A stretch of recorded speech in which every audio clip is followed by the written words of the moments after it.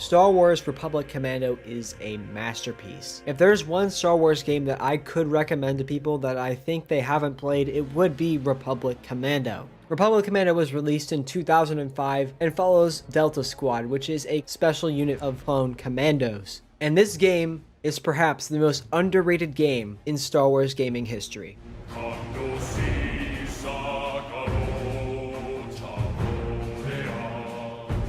Republic Commando is an incredible game right off the bat. The story is very interesting, it is original, and it ties in very well to the films. In Republic Commando, you explore everything from the Battle of Geonosis up until the end of the Clone War. I won't say where at the end of the Clone Wars, but you do explore all the way through the Clone Wars, and it gives you an insight on what's going on within the Republic Army, or specifically with the Republic Commando squads. Every situation you encounter with these troopers is interesting, it feels grounded and weighted, and it is very difficult to complete.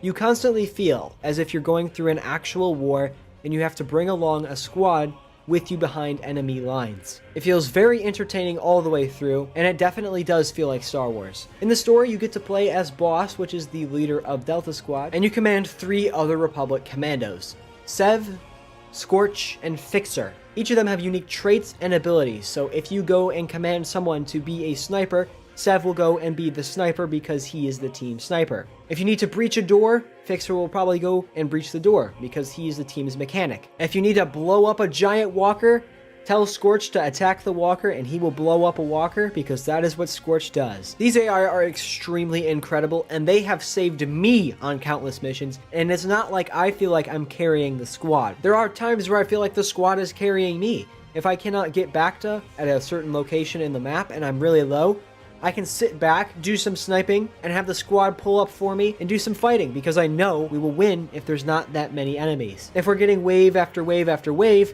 that's when it feels like the game gets very difficult and you have to coordinate with your team appropriately to take over the enemy's position. Every character is an AI except for you in the main story, but you do really feel like you're playing with friends, and you really do feel like you care for these other AI Republic commandos, as they become very important as the plot goes on. I was explaining before how each Republic Commando has a specific ability or skill set when it comes to being a part of the squad. Just to recap, Sev is a sniper, Fixer is the mechanic, and Scorch is the demolition. Boss is the leader. What really sold me on this game is how you can control each commando and what you can make them do throughout the mission.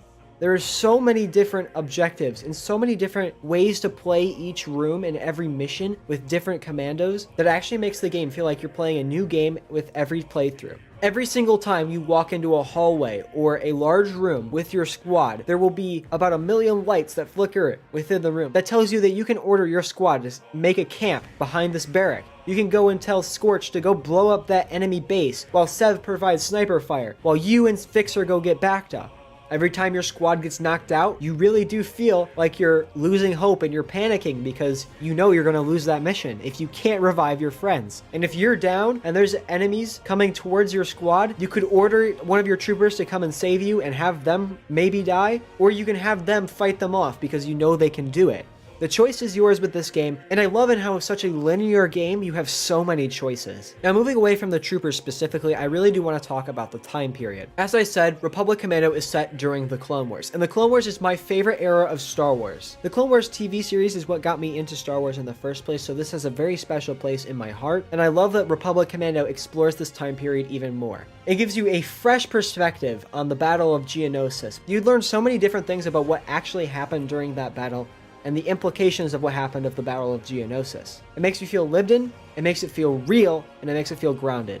Another thing I do appreciate about this game is the HUD. It really feels very unique, and you can see it in Star Wars time and time again, especially in the Bad Batch, where you're trying to replicate that Republic Commando feel. The visor has such a unique and interesting way of functioning. It tells you your squad mates in one corner. If you get blood all over your camera, it'll wipe it off slowly like a windshield wiper, and even though it's only in first person, you can see quite a lot, and you don't really need to see much outside of your own visor. Honestly, I feel like if this game was in third person, it would diminish the experience because it wouldn't feel like you were playing in the game with the squad. It would feel like you'd be controlling the squad. I like how it's in first person. It doesn't diminish the experience for me like it did for Star Wars Squadrons. I was not a fan of Squadrons, but I love this game. I feel like this makes you a part of the team, It makes you feel interested in the story. Now let's get into some of the things that I didn't like perhaps, and that was the weapons. The weapons do feel like really weak against some of the enemies, like specifically the B2 super battle droids and the Magna Guards. All the weapons look amazing and they're all unique and they've been referenced and used in Star Wars time and time again, especially in the Bad Batch, but the sound design for these weapons feels so weak. Like you're not doing any damage. It just doesn't feel like you're doing much. Maybe it's because I'm used to DualSense controllers, but even on PC, it doesn't feel like when you hit something, it does a lot. One of the commands you can do is have your squad fire upon a single enemy. So if you have a bunch of B1s and then a super battle droid in the back, you can focus fire onto the super battle droid while you take out the B1s. And you can see a little health bar as it goes down while everyone's shooting at it. And the health bar moves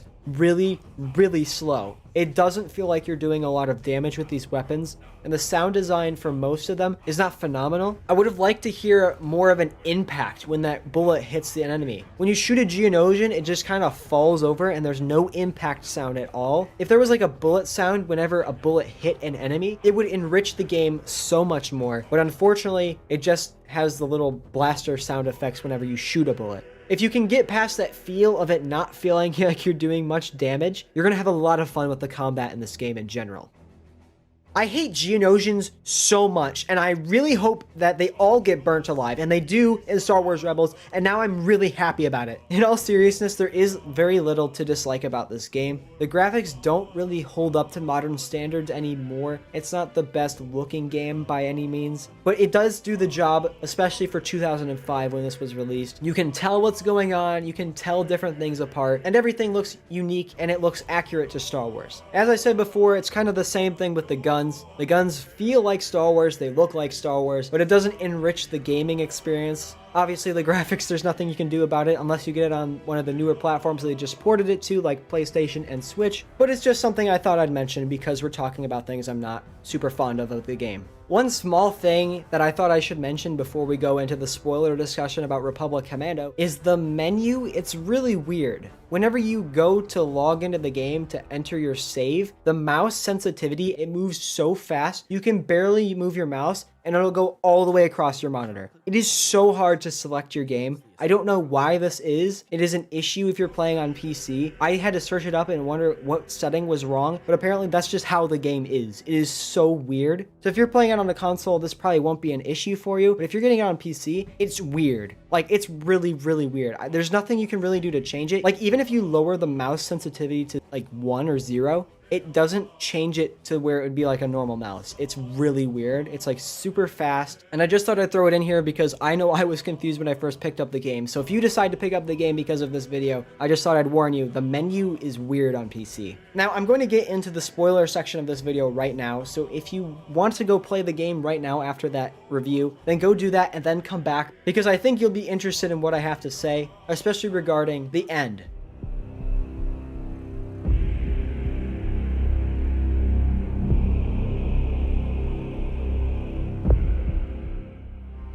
I gotta start off and say I love all of the deltas very, very much. I love how they're introduced one at a time. I love how you go from room to room, section to section, and learn what each commando is about while you're at Geonosis. I do think that's a very clever way to do it. It doesn't waste any time with the plot. It doesn't make the mission feel drug out at the beginning, although I do think near the end it does. And it makes you interested and care for each of the deltas because you get to spend one-on-one time with all of them. I can't think of a better way to introduce all of the deltas is have them appear one at a time so that you get to know them one-on-one. I love all of the locations and missions that you have to complete in this game. Kashyyyk, Geonosis, and that random Venator. Geonosis added quite a lot to episode 2, I believe. It shows you how much was really going on at the Battle of Geonosis and how big that event actually was. It wasn't just the kickstart of the Clone Wars. There was a battle, people were shooting at each other across a desert. No, there was infiltrations, assassinations, and stealing of information. Each location feels different than the other, and it all adds to the story. The Venator feels like a horror game,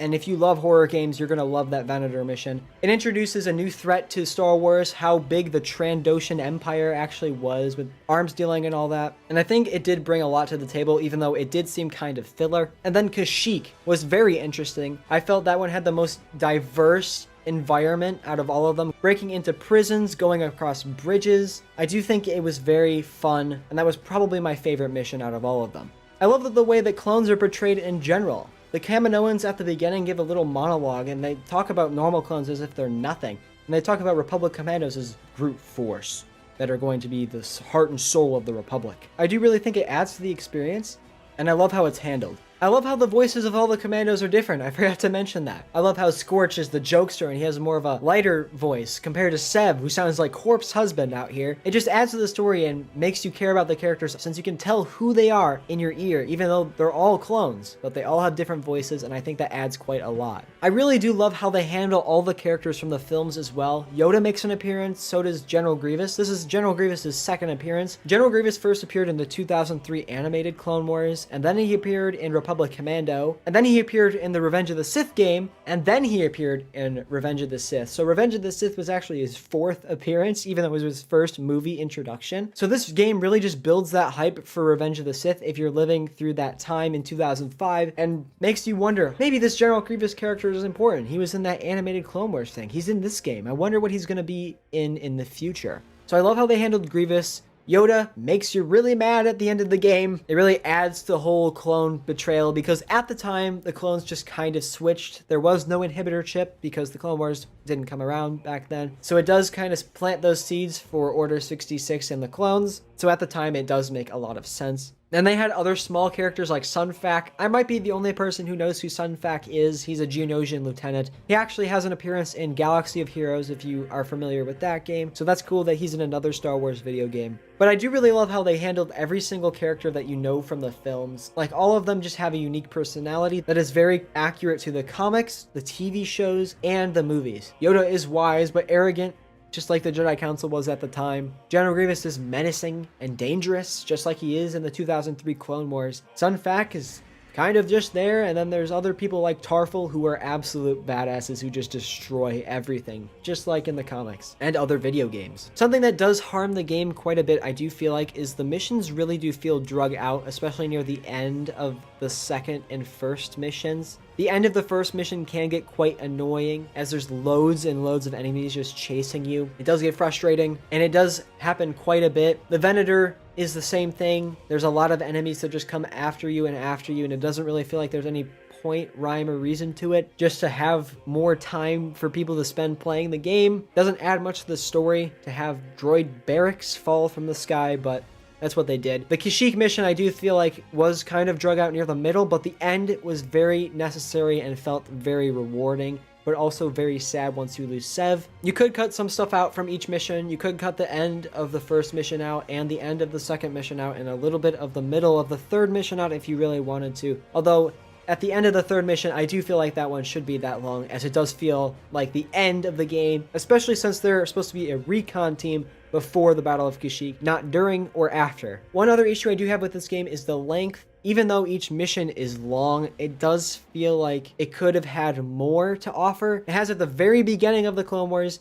a random Venator in the middle, and the very end of the Clone Wars within the game. And I do feel like if they cut some out of each mission and just put another mission or two in between the Venator and Kashyyyk, it could have really fleshed out the game. It does feel like some higher up at Lucasfilm said, hey, we need that game out. Can you just like hurry up, put Revenge of the Sith in there somehow and like just get it out, please? That'd be great. Seems like that's what they did. Maybe that's partially why the sales failed initially and why Imperial Commando was canceled. I'm going to cover Imperial Commando in a separate video, so make sure you turn the notification bell on for that video if you're interested. Well, my closing thoughts about Republic Commando is I would give it a solid 9 out of 10. It is a blast to play. There's some minor nitpicks that you could throw out about this game, like the sound design for the weapons, the mission lengths, and the lack of separate missions. But overall, it is unique and something I have never experienced in a video game before. I've never been able to say that the AI and I felt like a coordinated team taking down an enemy base. I can never say that I cared for an AI when it gets shot down